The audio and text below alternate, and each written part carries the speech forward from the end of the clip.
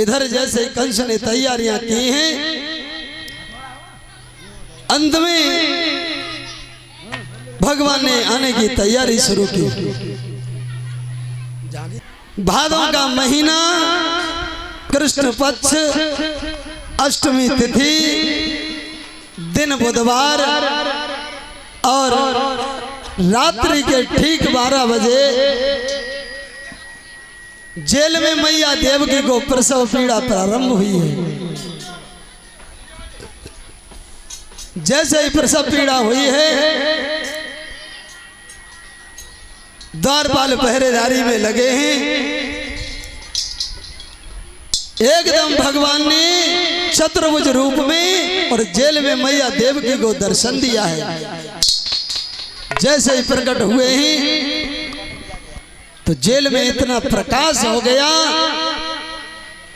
कि सबकी आंखें चकाचौंध हो गई। फिर मैया देवकी ने देखा, दोनों हाथ जोड़े बड़ी सुंदर स्तुति गाई, आप कौन हैं? भगवान बोले, मैया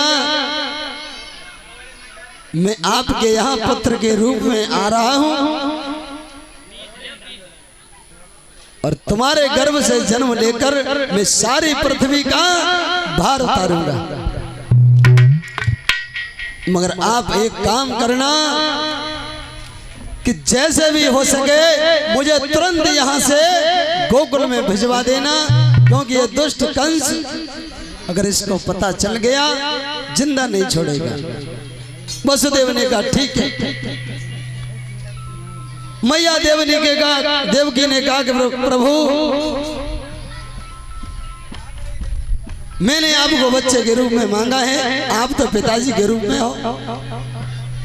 अंत में भगवान ने एक छोटा सा शिशु का रूप धारण किया है और जैसे ही बच्चे के रूप में आए, भगवान ने अपनी योग माया को बुलाया और कहा कि अरे योग माया, तू एक छवरिया का इंतजाम कर और इन पहरेदारों पर अपनी माया का ऐसा असर चला, ये सारे सो जाएं और ये हथकड़ी बेड़ियां स्वतः ही खुल जाएं। योग माया ने अपनी योग माया से वसुदेव देवकी की हथकड़ी बेड़ियां खोल दी। पहरेदार गहरी नींद में सो गए।